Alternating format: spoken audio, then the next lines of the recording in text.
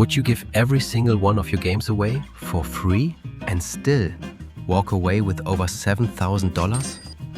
Not from sales, not from a price tag, from tips. People paying you for something they could have taken for nothing. One artist did exactly that. No Steam, no publisher, no paywall, ever. Just weird. Experimental little games posted online with every number made public. So let's actually look at them. The games, the downloads, and the exact dollars each one made.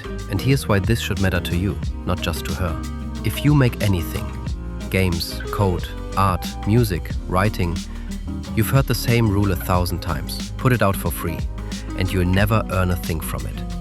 So, instead of guessing, we are going to look at real, public numbers from a real creator, 3 of her games, the actual downloads behind each one, and the exact amount each one made.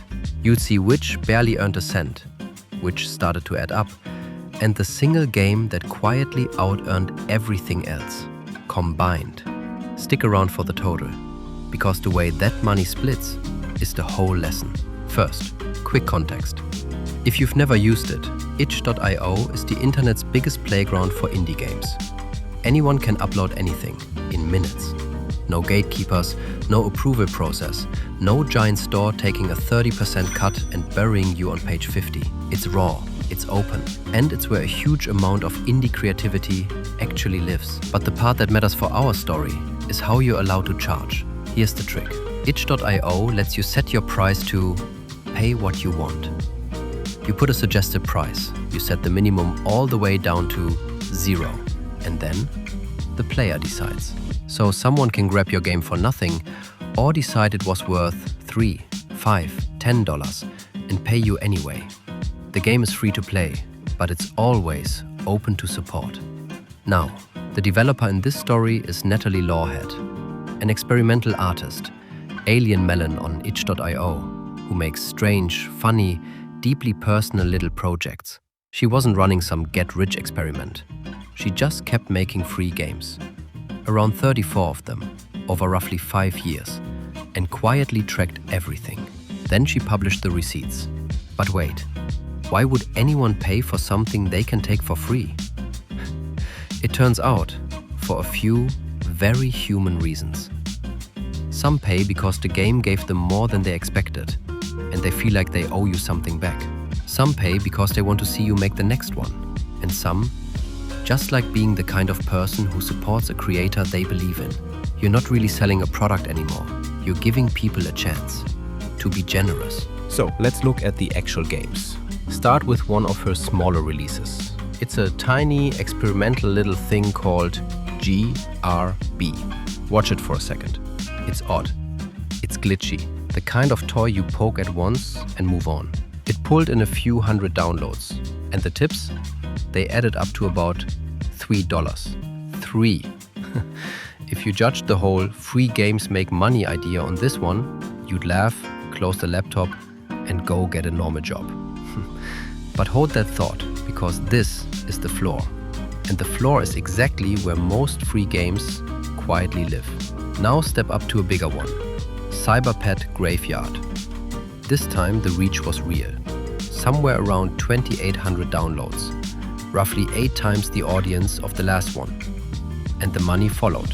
The tips on this one climbed to about $160. Still not life-changing, but look at the shape of it. A bigger, weirder, more complete project didn't just pull more players, it pulled more people who felt like paying. The line was finally bending, the right way. Then there's the one that breaks the pattern entirely. It's called Everything is Going to Be Okay. This one hits different. Raw, collage style, painfully personal. The kind of thing people don't forget. It didn't just get more players, it genuinely connected with them. Around 28,000 downloads. And the tips reflected that. Over $5,400 from a game you could download for free. One person paid $350. Same creator, same platform, same pay what you want button. But this one gave people a real reason to care, and they paid it forward like none of the others. And that points at something most creators completely miss. You actually have to let people support you. Itch.io builds a tip jar right into the page. Some creators stack a coffee or a donation link on top. It sounds almost too obvious to say, but if there's no easy button for someone to say thank you, that support simply never happens.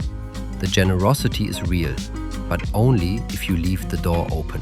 So, across all of it, around 34 free games, years of work, every tip people chose to leave. What did free actually add up to? Roughly $7,276 from a little over 1,000 separate payments. Now here's the part that should rewire how you think about this. More than 70% of that money, over $5,000 of it, came from that one game. One. The other 30-something games, combined, didn't come close. Free did not pay out evenly. It paid for the one thing that truly resonated. And that's the real lesson buried in the numbers. Free is not worthless. People on itch.io are genuinely, surprisingly generous. But that generosity is widely lopsided. Most of your free work will earn pocket change, and that's completely normal. That's the floor. The actual money lives in the rare project that moves people. So don't release one thing and expect rent. Make a lot. Make it personal. Finish it like you mean it. And when one of them finally connects, make absolutely sure there's a dead simple way for people to support it. Volume buys you the lottery ticket. Quality is what cashes it in. So, can you make money off a free game? Yeah, just not the way the get-rich-quick gurus promise. And definitely not evenly. Not from the price tag, from the people, on the one project that earns their love. Make enough honest stuff, and eventually one of them hits. And a shocking number of strangers will pay you for something they could have taken for nothing. That's exactly the kind of thing we dig into on this channel. So hit subscribe and let's go find out what free can really do.